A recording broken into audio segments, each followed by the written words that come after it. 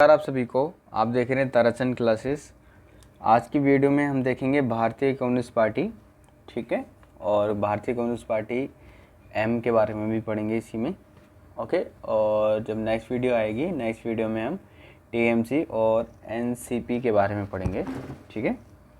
चलिए, और वीडियोस देखो भाई, आप लोगों के रिस्पॉन्स पे डिपेंड करती है कि आपका रिस्पॉन्स जैसा होगा वैसी वीडियो आ जाएंगी। अगर आपका रिस्पॉन्स अच्छा नहीं होगा तो वीडियोस नहीं आएंगी, ठीक है, ओके।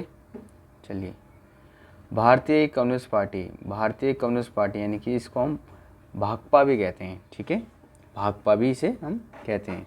चलिए, ऐसे कर देता हूँ। चलिए, अब सही है, थोड़ा सा और, अब सही है, ठीक है, ओके। भारतीय कम्युनिस्ट पार्टी, ठीक है, भारतीय कम्युनिस्ट पार्टी, ये जो पार्टी थी सोवियत संघ से प्रभावित थी। भारतीय कम्युनिस्ट पार्टी, इसको हम भाकपा यानी भारत का एक साम्यवादी दल भी कहते हैं। कम्युनिस्ट पार्टी आंदोलन में भाकपा की स्थापना तिथि को लेकर कुछ विवाद है, ठीक है, डेट को लेकर। कोई कहता है 1920 में आया है और कोई कहता है 1925 में आया है, ठीक है। भाकपा का मानना है कि उसकी स्थापना 26 दिसंबर 1925 को कानपुर नगर में हुआ था, लेकिन आप बुक्स में भी पढ़ोगे तो कहीं कहीं पे आपको ये मिलेगा 1920 भी मिलेगा। आपकी इग्नू की किताब में जो डेट लिखी हो उसे ही आप एक्सेप्ट कर लेना, ठीक है। और इग्नू की किताब में 1925 लिखा है, ठीक है, तो आप 1925 ही लिखना, ओके। और ये एक तरह के ना साम्यवादी, यानी कि सोवियत संघ वैसे सारा सबको पता है, जहाँ पे समाज कल्याण एक ही सरकार की मांग होती है, ये वही है। मार्क्सवादी कम्युनिस्ट पार्टी यानी कि मार्क्सवादी कम्युनिस्ट पार्टी, ये पहले देखो सीपीआई थी, ठीक है, पहले सीपीआई थी, ओके। अब विभाजन हो गया तो ये बन गई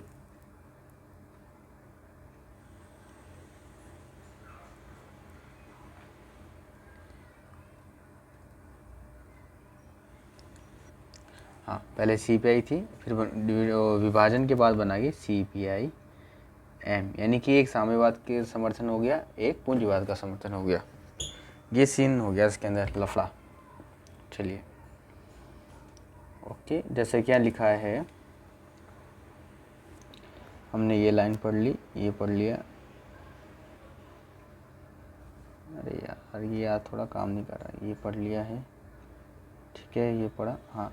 मार्क्सवादी कम्युनिस्ट पार्टी माकपा 1964 में पार्टी विभाजन के बाद बनी नई पार्टी का मानना है कि पार्टी का गठन 17 अक्टूबर 1920 में हुआ था। ये कहती है कि इस पार्टी का गठन इस टाइम हुआ है, हुआ नहीं हुआ, आपके इग्नू की बुक में ये डेट लिखी है, आप इसी को फॉलो करना।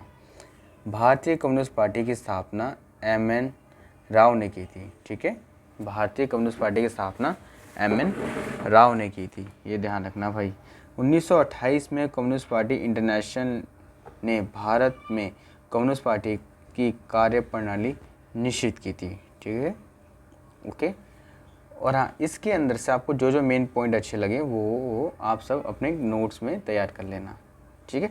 इस दल के महासचिव जो थे वो एस सुधारक रेड्डी थे, ओके। और भारतीय कम्युनिस्ट पार्टी भारत की सबसे पुरानी पार्टी है। भारतीय कम्युनिस्ट पार्टी भारत की सबसे पुरानी कम्युनिस्ट पार्टी है, लेकिन देखा जाए इंडियन नेशनल कांग्रेस 1885 में आई थी, तो वो हम कह सकते हैं वो सबसे पुरानी थी, लेकिन उसके अंदर कुछ अंग्रेज भी थे, तो इसलिए हम उसको कह नहीं सकते। तो ये हमारी ये पहली है, ठीक है, ओके। चुनाव आयोग द्वारा इसे राष्ट्रीय दल के रूप में मान्यता प्राप्त है। ये राष्ट्रीय दल है जिसे हम पढ़ रहे हैं।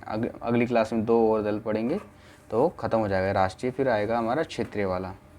1920 से लेकर 1930 के दशक पार्टी की जड़ें कमज़ोर थी, यानी कि वही विभाजन, लड़ाई और फर्स्ट वर्ल्ड वॉर से दुनिया अभी बाहर आई थी, जिसकी वजह से यहाँ विचारधाराएं चल रही थी। और गांधी भी इसी टाइम आए थे, ओके। गांधी जो लोकतंत्र का भी समर्थन कर रहे थे, गांधी 1915 में आए थे वैसे, जिस कारण यहाँ पे थोड़े बहुत मनमुटाव ये सारी चीज़ें चल रही थी। अंग्रेज़ों ने कई कम्युनिस्ट पर राष्ट्रद्रोह का मुकदमा दायर किया, जिससे पार्टी क्या हुई, चर्चित हुई, यानी कि थोड़ा बहुत यहाँ पे मनमुटाव शुरू होने लग गया। 20 और वैसे भी अंग्रेज ने फूट डालो की नीति तो कर ही रखी थी, और कम्युनिस्ट पार्टी सबको इक्वलिटी का दर्जा देखती है।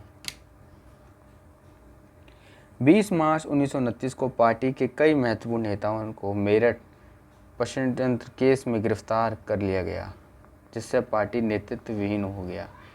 ठीक है, यानी कि नेतृत्व जो बड़े बड़े डायरेक्टर थे जो इसका नेतृत्व कर रहे थे सरकार का, उन्होंने राज विद्रोह का ये सारा सीन लगा दिया कि भाई ये विद्रोह, मतलब कि जूड़ा मोटा केस डाल के जो डायरेक्टर थे उनको जेल में डाल दिया, जिससे पार्टी का नेतृत्व करने वाला कोई नहीं रहा और पार्टी के जो लोग थे इधर उधर बिखरने लग गए थे।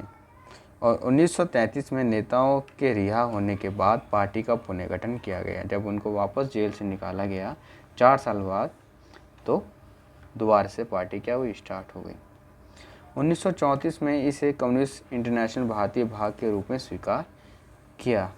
ठीक है, 1934 में कांग्रेस के भीतर वामपंथी रुझान रखने वाले नेताओं ने कांग्रेस सोशलिस्ट पार्टी CSP का गठन कर दिया, यानी कि एक और पार्टी, यानी कांग्रेस के अंदर से अलग पार्टी निकली, वो वामपंथी की तरफ से निकली थी, CSP, कांग्रेस सोशलिस्ट पार्टी।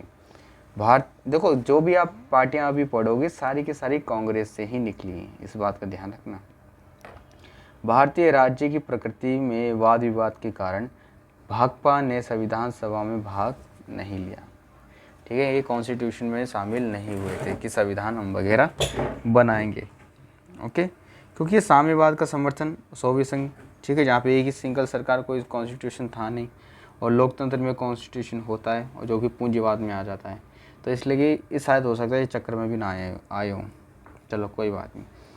पहले आम चुनाव में पार्टी 16 सीटों के साथ मुख्य विपक्षी पार्टी बनी और दूसरे चुनाव में 27 सीटें मिली। 1957 में केरल में भाकपा के नेतृत्व में सरकार बनी।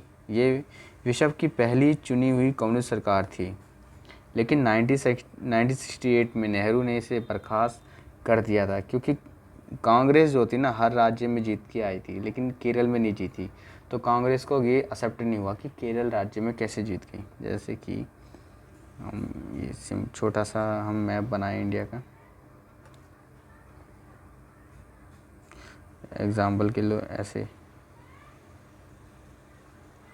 पूरा नहीं बनना, मान लो ये केरल में सरकार बन गई थी, ठीक है, इतने हिस्से में, ये केरल वाला हिस्सा है, यहाँ पे इस कम्युनिस्ट पार्टी की सरकार बनी और पूरे ऑलमोस्ट पूरे इलाके में नेहरू थे, यानी कांग्रेस की सरकार थी, तो इतने हिस्से में नहीं थी, तो इनको पसंद नहीं आया था। इन्होंने कहते कि यहाँ पे सरकार ठीक से काम नहीं करी, यहाँ पे इमरजेंसी लगा दी गई थी और सरकार को अल्प दर्जा, यानी कि उसके वो लायक सरकार ठीक नहीं है जो अपने देश के अपने राज्य के आंतरिक मसलों को ठीक नहीं कर पा रही, यानी कि इमरजेंसी वगैरह ठोक के उस सरकार को घेर दिया और कांग्रेस की वहाँ पे स्थापना करवा दी थी। ये सीन हुआ था और इसके बारे में आप 12th क्लास की बुक में भी पढ़ चुके होंगे, सेकंड बुक में, पहला दूसरे चैप्टर में ही। चलिए, इतनी बात समझ आई। भाकपा का एक दल नेहरू के प्रति नाराज़ था, दूसरी नरम, जिस कारण पार्टी का विभाजन हो गया, जिसे हम CPI और CPI-M कहते हैं। ठीक है, 60 के दशक में चीन और सोवियत संघ के कम्युनिस्ट पार्टी के बीच संबंध खराब होने लगे और इसी बीच भारत चीन के भी संबंध खराब हुए। समझ आया? तो पार्टी तो विभाजन होना ही थी, जो 1964 ऊपर बोला है कि CPI-M बनी। तो ये लफड़े हैं सारे के सारे, आपको रीज़न भी मिल रहे हैं, आप नोट कर सकते हैं इसको। 1962 के भारत चीन युद्ध में पार्टी 2 गढ़ में बढ़ गई, यानी 2 इलाकों में बढ़ गई। भारत सरकार का समर्थन किया तो दूसरी टकराव, एक का समर्थन और दूसरा किलस जाएगा, सीधी सी बात है।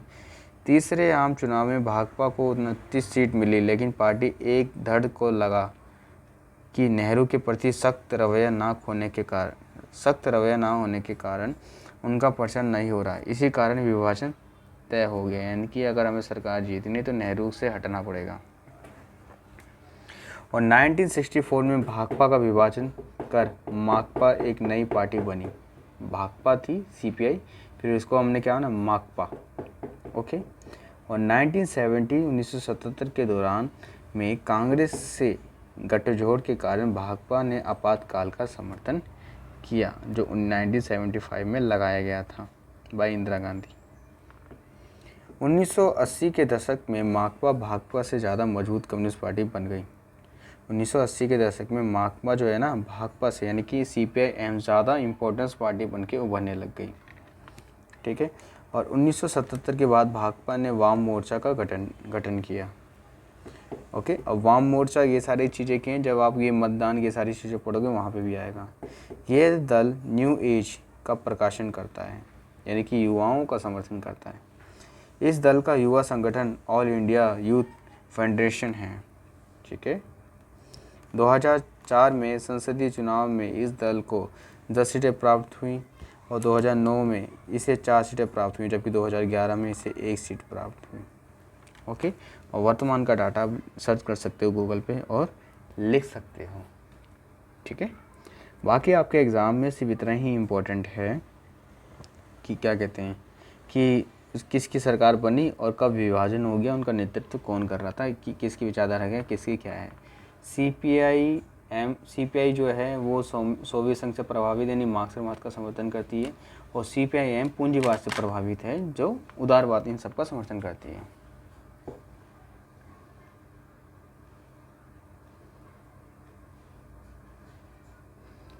चलो,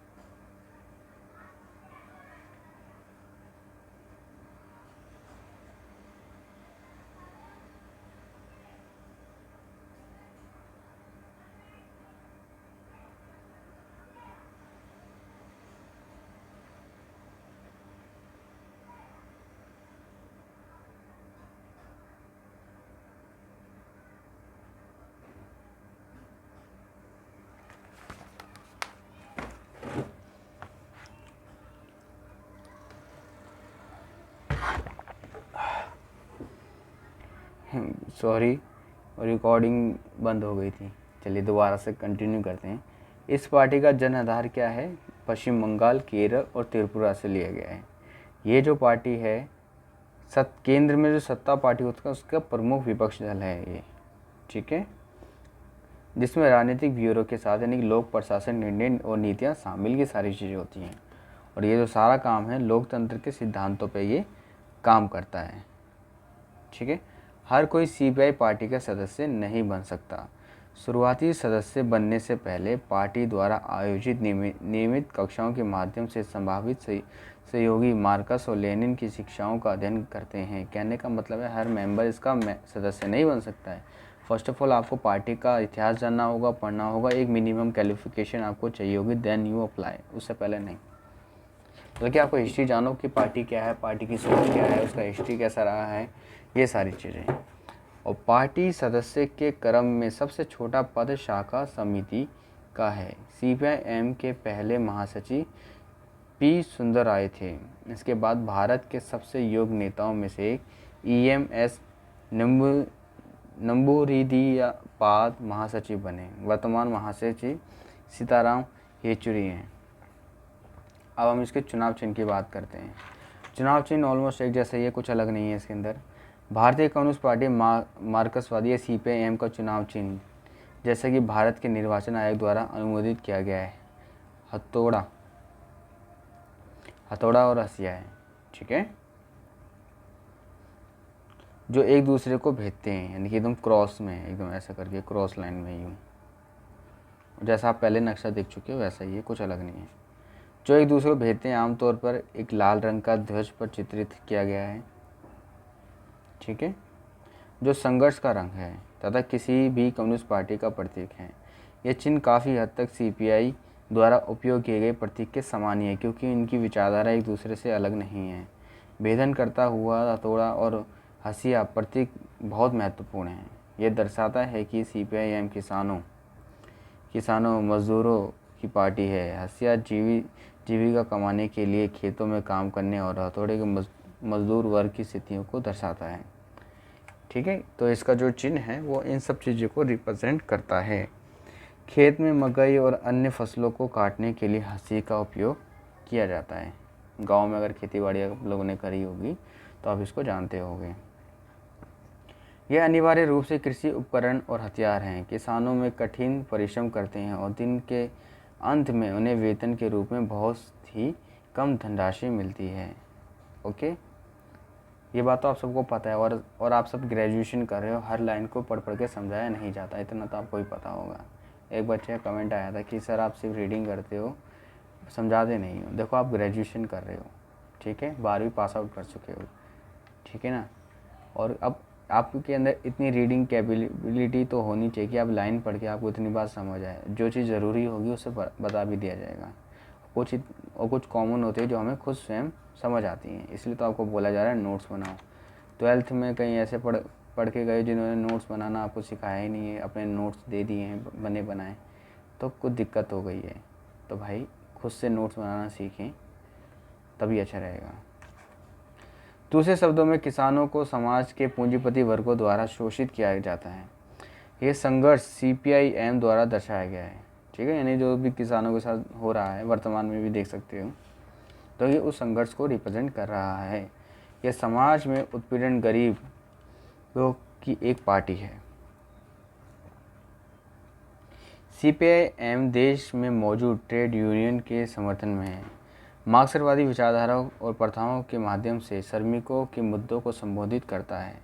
ये देश भर में विरोधी पूंजीवादी और वैश्वीकरण विरोधी नीतियों को योजनाओं का प्रतीक है, ठीक है, इन सबका इसमें भाई विरोध है। इसलिए CPIM वामपंथी राजनीतिक दल में प्रमुख भूमिका निभाता है और ये प्रतीक बहुत ही महत्वपूर्ण है। और CPIM के राष्ट्रीय अधिकारी वर्ग, CPIM के नेता जो उनके राष्ट्रीय प्रतिनिधि और अधिकारी भी हैं। CPIM केवल वरिष्ठ नेता प्रकाश करात, यानी कि जो लिखा है 1992 में पॉलिट ब्यूरो सदस्य बने। देखो इसमें बोला है CPIM के राष्ट्रीय अधिकारी वर्ग, यानी कि इसके जो एम्प्लॉयज़ हैं वो किस किस लेवल पे हैं, ठीक है, उनका नियुक्ति कैसे होती है, इन सब के बारे में आप यहाँ पढ़ सकते हो धीरे धीरे, ठीक है। मैं स्क्रॉल करता हूँ। ये नेता बता रखे हैं, वासुदेव आचार्य CPIM के वरिष्ठ नेता। CPIM इनका काम क्या है, ये सारी चीज़ें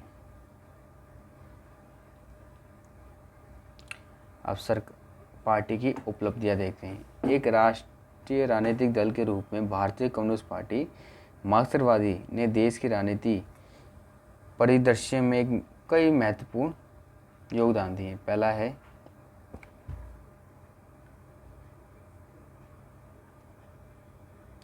CPIM ने पश्चिम बंगाल और त्रिपुरा में अपनी स्थिति क्या करी, मजबूत बनाई। यहाँ वाम मोर्चा का हिस्सा और केरल लेफ्ट डेमोक्रेटिक फ्रंट का हिस्सा है। इसमें प्रत्येक गठबंधन पूरे भारत में कम्युनिस्ट पार्टी का है। देख रहे हो भाई, पूरे भारत में गठबंधन। CPIM ने 2011 तक 34 साल लगातार पश्चिम बंगाल पर शासन किया। पश्चिम बंगाल में लगातार ये जीतती आई है। 2011 के विधानसभा चुनाव में अखिल भारतीय तृणमूल कांग्रेस यानी TMC ने CPI के बाद सत्ता संभाली। मणिक सरकार की अध्यक्षता में त्रिपुरा में CPIM ने शासन किया। ठीक है, अब TMC आ गई। ओके, इसके बारे में अब नेक्स्ट वीडियोस में पढ़ोगे TMC के बारे में। CPIM के पास कई प्रमुख श्रमिक संगठन हैं, जैसे कि श्रम शाखा, centre of Indian trade union, किसान शाखा, अखिल भारतीय किसान सभा तथा छात्र शाखा का भारतीय छात्र संघ। लेकिन ये सारे इनके शाखा हैं। युवा शाखा का डेमोक्रेटिक यूथ फेडरेशन। इनमें प्रत्येक ने समाज के गरीब और मजदूर कल्याण में अपना महत्वपूर्ण योगदान दिया है। CPIM ने all India democratic women association महिलाओं के लिए अपने सक्रिय संगठन के माध्यम से देश में महिलाओं के कल्याण के लिए प्रमुख योगदान दिया।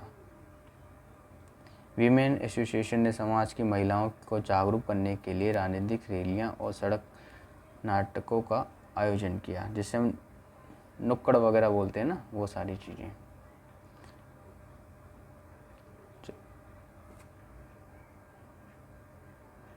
ठीक है। वाम मोर्चा के हिस्से के रूप में सीपीआई-एम ने कांग्रेस की अगुवाई वाली यूपीए सरकार के कई एजेंडों के खिलाफ, यूपीए की सरकार उसके एजेंडों के खिलाफ अपनी आवाज़ उठाई। हालांकि शुरुआत में यूपीए के सहयोग से सीपीआई-एम ने तब समर्थन वापस ले लिया जब कांग्रेस संयुक्त राज्य भारत शांतिपूर्ण परमाणु ऊर्जा सहयोग अधिनियम के साथ आगे बढ़ गई थी। यानी कि जब परमाणु पोजीशन को उसको आगे बढ़ाया जा रहा था तो इन्होंने अपना समर्थन वापस ले लिया। वैसे लेना नहीं चाहिए था। और आज भारत परमाणु संपन्न देश है, तो देश की स्थिति के लिए तो अच्छा है, राजनीतिक रूप में भी मजबूत है। अब कोई ज़्यादा बड़ा लड़ाई झगड़ा नहीं होता, विदेशी आक्रमण, लेकिन देश के अंदर गवर्नमेंट ही ऐसी तैसी कर रही है। ओके, आई होप, उम्मीद करते हैं आपको ये सारी बातें समझ आई होगी। आपको सब कुछ लिखने की कोई ज़रूरत नहीं है, सिर्फ आपको मेन पॉइंट समझना है, मेन ओरिजिन समझना है कि दोनों पार्टी की विचारधारा क्या है। बस अपने नोट्स बनाने हैं और एग्ज़ाम दे के आना है। बस एग्ज़ाम में आएगा, एग्ज़ाम में क्वेश्चन आता है कि धर्म से संबंधित किसने पार्टी बना दी, कि इस विचारधारा से संबंधित किसकी पार्टी थी, ठीक है, किस पार्टी ने धर्म के नाम पे पार्टियां बनी है, क्षेत्रीय दल बने हैं, विचारधारा पे बने हैं, इन सब के ऊपर पूछा जाएगा क्वेश्चन, आया भी था। तो ये सारी चीज़ें आपको देखनी है, समझनी है। ओके, मिलेंगे आपसे नेक्स्ट वीडियो में।